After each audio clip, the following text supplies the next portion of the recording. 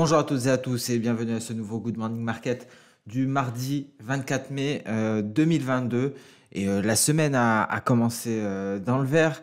On va d'abord parler de la semaine dernière. Vendredi, on a terminé en ordre dispersé et la semaine était était clairement baissière même. Une semaine dominée par du rouge sur fond d'inquiétude persistante pour la croissance, mais également concernant la remontée des taux d'intérêt. Et donc, en hebdomadaire, le Dow Jones a perdu 2,9%. C'est sa huitième semaine de baisse consécutive et c'est une première depuis 1932. Le Nasdaq, lui, a reculé de 3,82% et il a signé de ce fait une septième semaine de baisse consécutive et c'est du jamais vu depuis 2001. D'un autre côté, on a ces craintes concernant une éventuelle nouvelle pandémie, cette variole du singe, et la Belgique qui a introduit une quarantaine obligatoire de 21 jours pour les personnes qui ont été exposées à cette maladie. Le Royaume-Uni conseille, lui, au contact à haut risque, de s'auto-isoler. Alors, hier, rebond en ce début de semaine, ce lundi, et c'était soutenu principalement par le secteur bancaire tiré par JP Morgan, mais également les géants du numérique. Alors, le relèvement par JP Morgan de ses perspectives de revenus nets d'intérêt, les informations selon lesquelles Broadcom est en pourparlers pour acquérir la société d'informatique en cloud VMware et les informations selon lesquelles Biden envisage de lever certains droits de douane chinois pour aider à atténuer les pressions inflationnistes ont joué un rôle fondamental dans ce rebond. C'est ce qui a porté les actions en territoire positif. Et en Europe, les investisseurs ont dû digérer les commentaires hawkish de la présidente de la Banque Centrale Européenne, Christine Lagarde, qui a déclaré que la Banque Centrale serait susceptible de relever son taux de dépôt hors du territoire négatif d'ici septembre. Donc, pas mal de choses, que ce soit concernant la politique monétaire, mais également concernant ce rebond qui était possible grâce au secteur bancaire et aux géants du numérique. Mais ce rallye pourrait être de courte durée parce qu'effectivement, on a toujours en tête les inquiétudes concernant le resserrement de la politique monétaire pour maîtriser l'inflation galopante et les signes de ralentissement de la croissance mondiale. Alors, cette semaine, on va se concentrer sur les résultats d'entreprise de Zoom Video, Costco, Nvidia, Dollar General, Nordstrom, mais également, on va se concentrer sur le discours du président de la Réserve fédérale américaine, Jérôme Powell, discours prévu aujourd'hui, discours très attendu, et on prendra également connaissance des minutes du FOMC qui seront publiées en fin de journée. Alors concrètement, sur le vieux continent, l'euro s'est renforcé après les propos de Christine Lagarde, qui a déclaré, je vous le rappelle, que le QE se terminerait au début du troisième trimestre.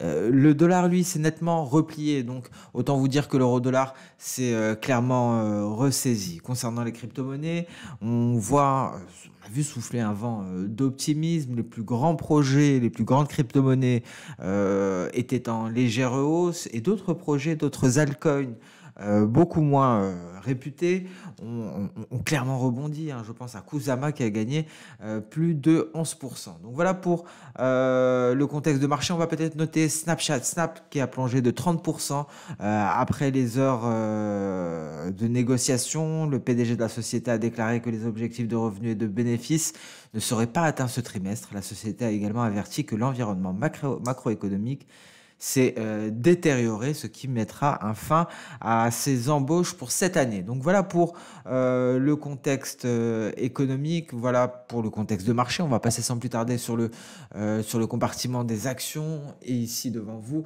le DAX. Le DAX donc qui a poursuivi son rebond, impossibilité ici de franchir le nuage. Où en est la lagging span? Vous voyez, on est encore bien loin de sortir du nuage pour la lagging span. Dans tous les cas, les cours ne parviennent pas à valider la sortie par le haut du nuage, donc on est neutre plus ou moins ici en données journalières. Qu'en est-il en données H4? Alors c'est intéressant parce qu'on a une très belle projection d'Osoda ici qui pourrait nous renvoyer à 15 228 points. C'est la projection de cette vague haussière depuis le creux qui a été marqué assez récemment. Mais pour pouvoir valider cette projection d'Osoda, il va falloir réussir à se hisser au-dessus de ce point-là, de ce point B aux alentours des 14 270 points. Plus largement, il faudra se hisser au-dessus des 14 300 et donc franchir le retracement de Fibonacci à 61,8%. C'est le plus difficile à franchir concernant les retracements. Ce retracement se base sur cette baisse. Je vais essayer d'avoir quelque chose de plus précis. Voilà. Donc ici, concrètement, pour valider le scénario haussier, il faudrait réussir à s'installer au-dessus des 14 300 points. Donc pour le moment, on est en train de s'en éloigner, mais nous avons un nuage en support qui pourrait permettre une reprise haussière en direction des 14 300 points. Donc c'est le niveau que l'on va surveiller, c'est la cassure que l'on va attendre en vue d'espérer de nouvelles hausses. Donc on a une sorte de zone de neutralité entre ces deux retracements, celui de 61,8% et celui de 23,6%. Alors, on a parlé de celui de 61,8%, on va essayer de voir le second, le support, la borne inférieure de notre zone de neutralité, les 23,6%. Pourquoi ce niveau-là? Tout simplement parce que pour envisager des perspectives baissières, il faut sortir par le bas du nuage. Il faut un signal Ishimoku, signal de vente. Alors bon, vous me direz que 13 763 points, si on casse ce niveau, c'est un signal de vente, oui, mais il ne serait pas validé. Et il n'y a que la lagging span qui peut le valider. Pour cela, elle doit sortir par le bas du nuage et donc passer sous les 13 670 points. C'est pour ça que ce retracement de Fibo à 23,6% sera la borne inférieure de notre zone de neutralité. Donc ici, si on casse les 14 300, perspective haussière. Si on casse les 13 670, perspective baissière et en direction ici de ce creux qui a été marqué le 10 mai. Ici, on casse les 61,8%. On va aller chercher le sommet que l'on a marqué le 21 avril. Voilà, c'est aussi simple que cela. Pour l'heure, on est dans notre zone de neutralité. On va attendre un signal sur le DAX. Qu'en est-il du Nasdaq? Alors, un Nasdaq qui s'est repris hier. Hein, les géants de la tech ont réussi à se ressaisir. Alors, on a parlé de cette figure en double creux hein, la dernière fois. Est-ce que c'est annulé? Pas tant que ça pour le moment. Bon, on s'éloigne hein, clairement de ce scénario. Ce n'est plus vraiment un double creux.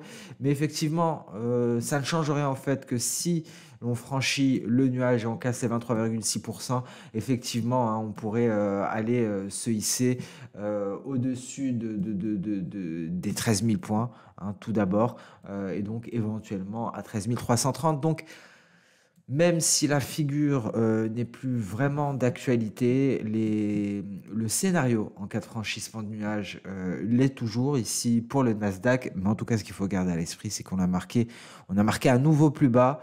Donc, la tendance baissière reste intacte hein, pour le moment. Et à noter, nous avons marqué un nouveau plus bas et ça, c'est important. Il faut mettre à jour ces retracements de Fibonacci.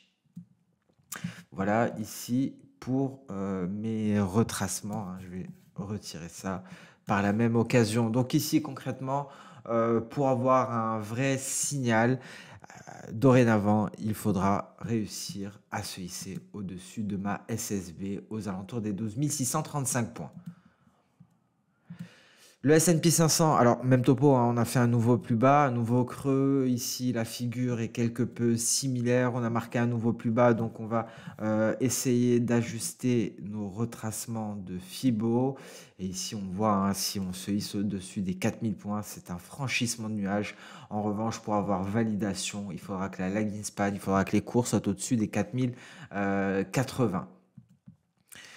Pour le Dow Jones, la situation est similaire. Hein. Il faut un franchissement de nuage. Et ici, le signal serait validé si on parvenait à se hisser au-dessus des 32 570 environ, 32 580. Pourquoi? Parce que c'est le moment où on aura la lagging span franchira le nuage et donc validera l'éventuel signal qui sera donné en cas de franchissement du nuage. Un franchissement du nuage qui devrait être beaucoup plus simple hein, dans cette zone. Une faiblesse de nuage. On a un twist ici, on l'a dépassé, on a une grosse faiblesse à ce niveau-là.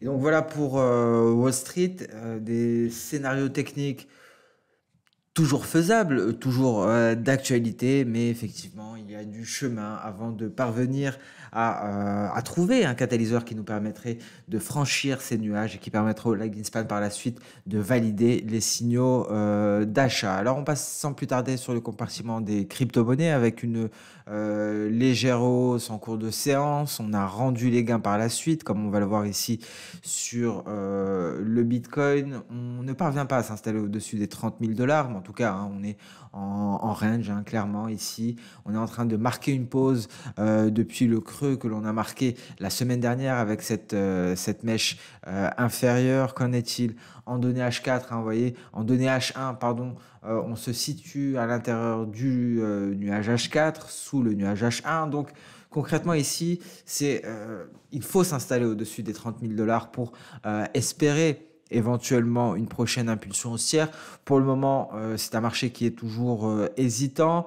Il y a des moments d'optimisme, il y a des hausses qui sont très souvent effacées quelques heures plus tard, hein. C'est quelque chose que l'on a vu à plusieurs reprises. Donc un mouvement qui ne parvient pas à trouver de direction, hein, comme vous pouvez le voir ici par exemple, avec une hausse qui a été effacée par la suite, ici encore une fois, et ici. Donc un marché hésitant, un marché en range, et il faut réussir à s'installer au-dessus des 30 000 dollars. Et effectivement, si on casse les 28 500 dollars, alors là, on pourrait aller revisiter les récents creux, les creux de la semaine dernière aux alentours des 25 000 dollars. Concernant l'Ether, même topo, hein, on n'arrive pas à s'installer au-dessus des 2 000 dollars, de la même manière que le Bitcoin ne parvient pas à s'installer au-dessus des 30 000. Ici, on est sous tous les nuages.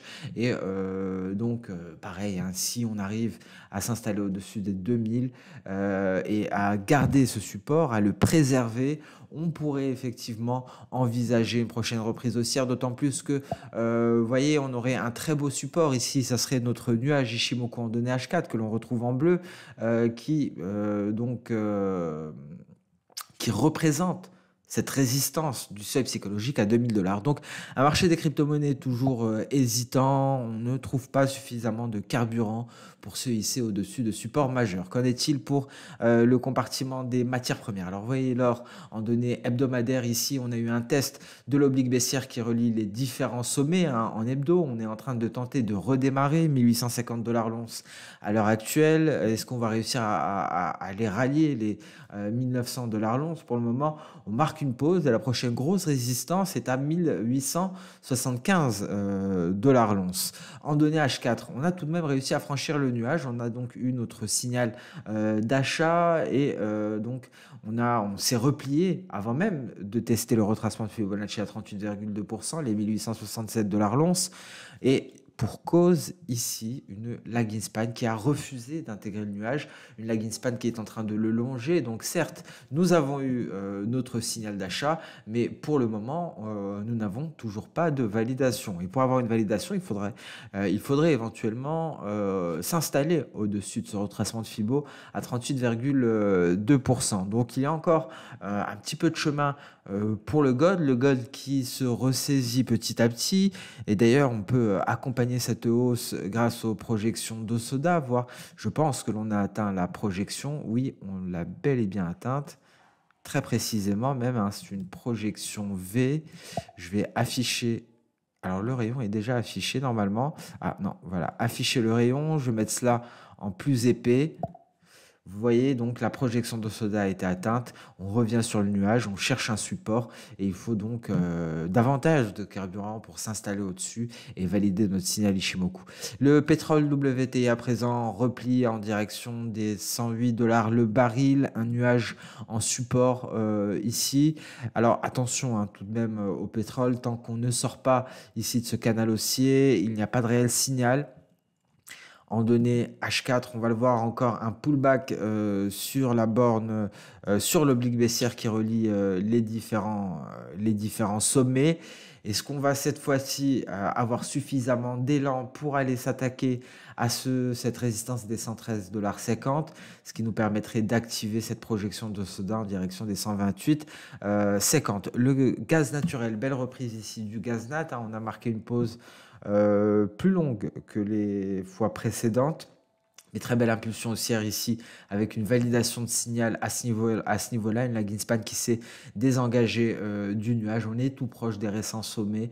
Alors ici, il n'y a rien à faire pour le moment, hein. Soit on était à l'achat et éventuellement on prend ses gains ou on patiente un petit peu le temps d'aller chercher le récent sommet parce que à ce niveau-là, le ratio risque-rendement favorisera les vendeurs. Donc à ce niveau, mieux vaut vendre pour aller chercher les 8,500. Donc il est un peu trop tard pour entrer à l'achat. Pour ceux qui sont entrés ici, voire ici, c'est peut-être un bon moment, c'est peut-être le bon moment pour clôturer sa position, car on est aux portes des récents sommets. Alors, à présent, rapide coup d'œil sur le marché d'échange avec un dollar qui a cassé sa Kijun, on va le voir, qui s'est replié. Bon, alors, casser sa Kijun sans données journalières, on va commencer par les données hebdo, hein. Vous voyez, on a marqué un nouveau sommet. Après ce nouveau sommet, on se replie. On a eu plusieurs séances consécutives de hausse ici, peut-être en direction à présent des 78,6%. Donc, prudence, une baisse qui pourrait s'approfondir avant une éventuelle reprise.